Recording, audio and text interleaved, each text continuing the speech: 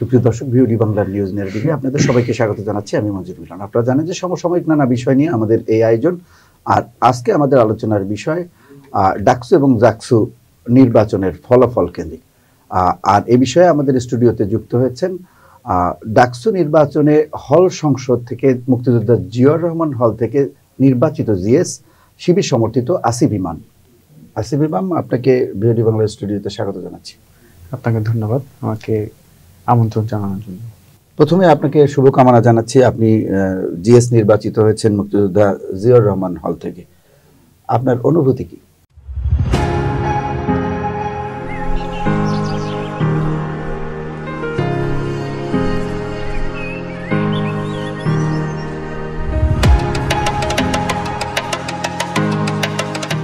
আলহামদুলিল্লাহ, দীর্ঘদিন হচ্ছে হল কেন্দ্রিক কাজ করার ফলে একটা অবস্থান তৈরি হয়েছে এবং হচ্ছে সেখানে আমার একটা আস্থাও তৈরি হয়েছে যে আমাদের শিক্ষার্থীরা আমার উপর একটা আস্থা রাখবে এবং তারা প্রতিনিধি বাছাইয়ের ক্ষেত্রে তারা আমাকে বিবেচনা করবে।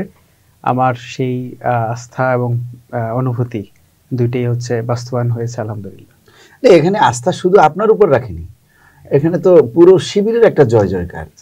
সেই হিসেবে যদি বলি, শিবিরের একটা গণজোয়ার আমরা দেখতে পেলাম ডাকসু নির্বাচনে। শুধু আপনি নন, অধিকাংশ প্রার্থী শিবিরের বিজয়ী হয়েছে। এটা বলবো যে হচ্ছে শিক্ষার্থীরা একটা এখন মানে আন্দোলনের পরবর্তী সময়ে শিক্ষার্থীরা একটু ভিন্ন আঙ্গিকে দেখা শুরু করেছে।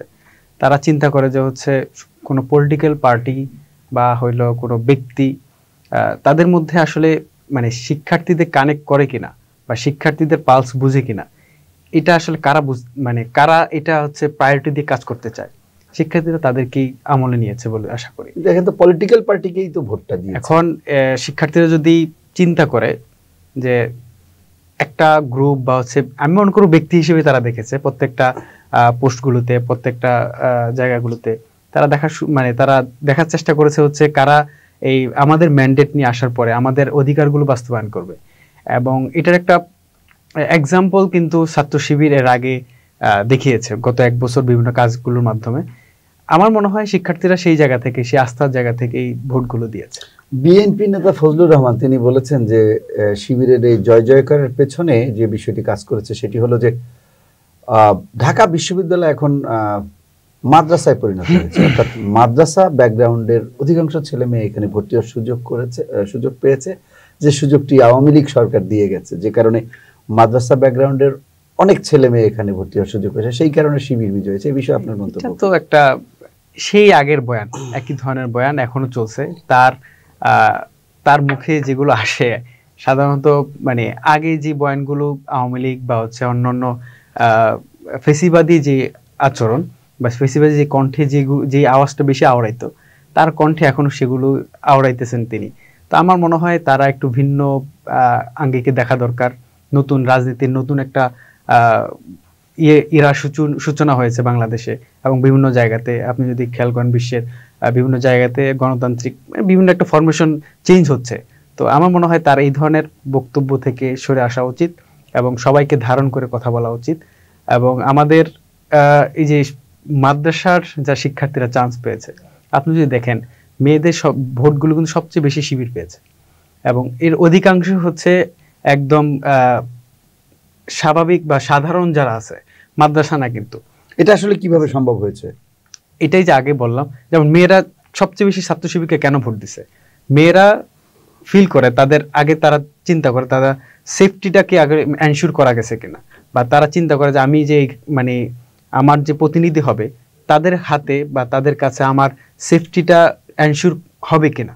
তাদের জায়গা থেকে মনে হয়েছে যে তাদেরকে তাদের বিভিন্ন আচরণ বা তাদের কাছাকাছি যাওয়ার ফলে তারা বুঝতে পারছে যে তারা তাদের কাছে অনেক বেশি সেফ এবং তাদের জন্য তারা মানে শিক্ষার্থীরা বা হচ্ছে নারীরা তাদের নিজেদের জন্য যে ধরনের স্পেস তারা চায় তারা সেটা দিতে পারবে বলে আশা করে। সেই জায়গা থেকে তাদের আস্থা তৈরি হয়েছে বলে মনে করি। আমরা দেখলাম যে গতকালকে না আজকেই বোধহয় যে ডাকসুর প্রথম বৈঠক অনুষ্ঠিত হয়েছে। এই বৈঠকে আপনি ছিলেন? না, সেটা কেন্দ্রীয় সংসদের বৈঠক ছিল। ভিসি ছিলেন সভাপতি হিসেবে, সেখানে সভাপতিত্ব করেছেন। তো আমার প্রশ্ন হলো যে এই যে 5 জন বোধহয় সিনেটে প্রতিনিধি নির্বাচন করা হয়েছে এখান থেকে, আপনারা এই আনুষ্ঠানিক আপনারা যে প্রতিশ্রুতিগুলো দিয়েছিলেন সেই প্রতিশ্রুতিগুলো বাস্তবায়নের ক্ষেত্রে আনুষ্ঠানিক যাত্রা কি শুরু করেছেন?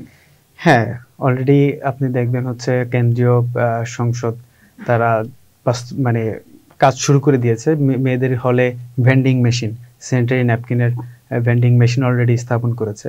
তারা তাদের কাজগুলো নিয়ে অবশ্যই আমি যতটুকু জানি যে তারা অলরেডি কাজ শুরু করে দিয়েছে এবং তাদের কাজগুলো বাস্তবায়নের অলরেডি অনেক রোড ম্যাপও অলরেডি ক্লিয়ার, এবং তারা কি কি কাজগুলো বাস্তবায়ন করবে অলরেডি তারা সেটা নির্ধারণ করে ফেলেছে। আবাসন সংকট সমাধানে বেশ কিছু হল কিন্তু নির্মাণাধীন ছিল, আমি যতদূর জানি। নির্মাণাধীন বলতে এখানে বাজেট পাস হয়েছে কয়েকটা হলের ব্যাপারে, তো সেক্ষেত্রে এক্সটেনশন করা নাকি নতুন করে প্লাস এক্সটেনশন দুইটাই। তো এই ক্ষেত্রে অনেকগুলো হল, এটা তো আপনাদের এই বর্তমান যে নেতৃত্ব তাদের জন্য খুবই একটা সুখবর যে কাজটা আগেই শুরু হয়েছে, আপনাদের হাত ধরে হয়তো সেটা কাজটা শুরু হয়েছে বলতে বাজেট পাস হয়েছে, কিন্তু সেক্ষেত্রে কাজটা কিভাবে বাস্তবায়ন হবে আমাদের তো সেটাই চিন্তা। বাজেট তো হয়, কিন্তু সেটা আসলে পুঙ্খানুপুঙ্খভাবে সেটা বাস্তবায়ন হয় কিনা সেটা হচ্ছে কনসার্নের বিষয়। এক জায়গায় যেই বাজেটটা দেওয়া হয় তার চেয়ে খুব কম বাজেটে কাজটা বাস্তবায়ন হয়, যার কারণে হওয়ার চেয়ে না হওয়াই ভালো ছিল, এরকম একটা আমাদের মধ্যে কাজ করে। তো আমরা চাইবো যে এই কাজগুলো যেই বাজেট এই কাজের জন্য আসছে সেই বাজেটটা যাতে পুঙ্খানুপুঙ্খভাবে এই কাজ বাস্তবায়নের জন্যই হয়, কোনো ধরনের ট্রান্সপারেন্সি লঙ্ঘন হোক বা এই ধরনের কোনো মানে অসঙ্গতি যাতে না হয়, সেটার ক্ষেত্রে আমার মনে হয় এই ছাত্র সংসদের প্রতিনিধিরা অনেক বেশি বড় ভূমিকা পালন করবে নৈতিকতার জায়গা থেকে। কিন্তু আমরা শুনেছিলাম শিবিরের যিনি শিবির থেকে নির্বাচিত হয়েছেন ভিপি জিএস, তাদের বক্তব্য ছিল যে যেই পরাজিত হই বা যেই জিতি আমরা সবাই কাঁধে কাঁধ মিলিয়ে কাজ করব, কিন্তু আমরা কিন্তু তেমনটি দেখিনি যে আপনাদের ভিপি জিএস বা এজিএস যারা রয়েছেন কেন্দ্রীয়, তারা আবিদ কিংবা হামিম কিংবা মায়েদ এদেরকে সাথে নিয়ে একটা ফটো সেশন করলেও তো জাতি দেখতো, কিংবা সাধারণ মানুষের একটা আস্থা জায়গা তৈরি হইতো না শিবির যেমন বলে তেমন করে। শিবির যেমন বলে তেমনই করে এবং করতেছে। আপনি দেখবেন মান্না সাহেবের সাথে যোগাযোগ করেছে, ঠিক আছে, এবং হচ্ছে আপনাদের ইমিডিয়েট যে প্রতিপক্ষ ছিল তাদেরকে সাথে নিয়ে তো কাজ করা, যেমন যারা অনির্বাচিত হয়েছে আমি বলবো যে হচ্ছে তারাও সহযোদ্ধা ছিল, তাদেরকে হয়তো এখন তাদের কাজ করার সুযোগ হয় নাই, আল্লাহ তাদেরকে সেই সুযোগ দেয় নাই আমি বলবো। পরবর্তীতে তারা হয়তো আসবে, কিন্তু তাদেরকে মাইনাস করার চিন্তা বা তাদেরকে বাদ দিয়ে শিবির কখনো চিন্তা করে না। এটা আমি আমার জায়গা থেকে বলি, অবশ্যই কমিউনিকেশন করবে, হয়তো করতেছে। আমি আসলে সেন্ট্রালে যেহেতু নাই, সেক্ষেত্রে তাদের কথা কি হয়েছে কিনা আমি মনে করি হওয়ার কথা, না হলে দ্রুতই হবে এটাই মনে করি। এবং শিবিরের মধ্যে সেই ধারণের ক্ষমতা আছে। আমি হলের মধ্যে যদি আমি বলি, আমি তো হলে শিবিরের সমর্থনে নির্বাচন করেছি, তা আমি আমার যারা প্রতিপক্ষ ছিল তাদের সাথে দেখা করার চেষ্টা করছি, ছাত্রদল বাকশাল বা হচ্ছে স্বতন্ত্র যারা ছিল দেখেছি, এবং তাদের নিয়ে আমি পোস্টও দিয়েছি যে তাদের যোগ্যতা, তারা অনেক বেশি যোগ্য ছিল, অনেক জায়গায় আমার থেকে অনেক বেশি তারা যোগ্য ছিল, তাদেরকে যতটুকু সম্মান দেওয়ার কথা আমরা ততটুকু সম্মান দিছি, এবং হচ্ছে পরবর্তীতে তাদেরকে সেই সম্মান দিব। এবং হলে কাজ করার ক্ষেত্রে তাদের যদি তাদের পরামর্শের প্রয়োজন হয়, আমি অবশ্যই তাদের কাছে যাব পরামর্শ নেওয়ার জন্য, এবং আগেও কাঁধে কাঁধ মিলে কাজ করেছি, পরবর্তীতে ইনশাল্লাহ এই কাজটা বাস্তবায়ন। অনেকেই একটি অভিযোগ বলবো না, একটি মন্তব্য করেন যে ছাত্রলীগের ভোটে শিবির নির্বাচিত হয়েছে। আপনার কি মনে হয় ছাত্রলীগের কেমন ভোট? সম্ভবই না, এটা তো অসম্ভব। ছাত্রলীগ তো হলেই ছিল না, হল থেকেই নেই, তাদের অধিকাংশ ভোটাধিকার বাতিল করা হয়েছে, তারা বিশ্ববিদ্যালয়ে অবাঞ্ছিত ঘোষিত হয়েছে। ছাত্রলীগ আপনারা যদি ভালোভাবে লক্ষ্য করেন, বরং ছাত্রলীগ ছাত্রদলকে ওন করে পোস্ট দিয়েছে বিভিন্ন জায়গাতে, যে মানে দরকার হয় ছাত্রদলকে জিতাবো, সেক্ষেত্রে মানে এখানে কোনো স্বাধীনতা বিরোধী বলে শিবিরকে আখ্যায়িত করে বলছে, তাদেরকে কোনোভাবে আসতে দেওয়া হবে না। এটা তো আসলে মানে ছাত্রদলের উপর পড়ে যায় দোষটা। কিন্তু আমি ছাত্রদলের উপর বলবো না যে ছাত্রদলকে তারা ভোট দিয়েছে, আমি মনে করবো যে সেখানে তাদের একটা প্রক্সি প্যানেল ছিল বা প্রক্সি ক্যান্ডিডেট ছিল, তাদেরকে আমি নাম উল্লেখ করতে চাচ্ছি না, হয়তো এরকম ছিল, তাদেরকে দিছে, আমি এটাই মনে করি। হয়তো তারা বেশিরভাগ হচ্ছে ভিপি অনেকে দেয় নাই, এরকম হইতে পারে, কিন্তু ছাত্রলীগ অসম্ভব। আপনি আপনার হলে কি কি কাজ করছেন? আমি আমার হলে আমাদের হল মুক্তিযোদ্ধা জিয়া রহমান হল, নাম মুক্তিযোদ্ধা জিয়া রহমান হল হওয়ার কারণে আমাদের অবকাঠামোগত দিক থেকে এবং বিভিন্ন দিক থেকে অন্যান্য হল থেকে বৈষম্যের শিকার হয়েছে। তো আমরা দ্রুত সময়ের মধ্যে হলের অবকাঠামোগত উন্নয়নের দিকে বেশি নজর দিচ্ছি, এবং শিক্ষার্থীদের যেই সবচেয়ে বড় যে সমস্যা সেটা হচ্ছে খাবার সমস্যা এবং শীত সমস্যা। তো খাবারের ব্যাপারে আমরা অলরেডি আমি নিজেই ক্যান্টিন পরিদর্শন সহ ক্যান্টিনের যে অসঙ্গতিগুলো আছে এবং ক্যান্টিনের যে সংস্কারগুলো দরকার অবকাঠামোগত, আমি প্রবোস স্যারকে নিয়ে সেই জায়গায় গিয়েছে এবং তাকে স্বচক্ষে সেই সংস্কারের জায়গাগুলো দেখিয়েছে এবং তিনি খুব সাদরে গ্রহণ করেছেন এবং তিনি এটা বাস্তবায়নের জন্য চিঠিও বিশ্ববিদ্যালয়কে প্রদান করেছে এবং দ্রুততম সময়ের মধ্যে আশা করি ক্যান্টিনের সমস্যা দূর হবে এবং খাদ্য সমস্যার সমাধান একটি টেকসই সমাধান হবে বলে আশা করি। আমরা একটা বিষয় দেখি যে সাধারণত হল হল কথাটা সামনে আসলে দেখে খুবই সাধারণ মান থাকে, একটা যে খাবার মানও অনুন্নত, থাকার জায়গাও স্যাঁতসেঁতে, ওখানে যে খাটটা থাকে সেই খাটটাও থাকে একেবারে চৌকি মানের, লোহা দিয়ে পেটানো, একেবারে সাধারণ মানের। কিন্তু আমরা পাশ্চাত্যের দিকে যদি খেয়াল করি কিংবা ইউরোপ আমেরিকা এই ফার্স্ট ওয়ার্ল্ডের দিকে যদি খেয়াল করি, তাহলে ব্যাপক উন্নত। এটা মনেই হবে না যে আপনার বাসা বাড়ি থেকে আলাদা কিনা, খাবার দাবার আবাসন থেকে শুরু করে।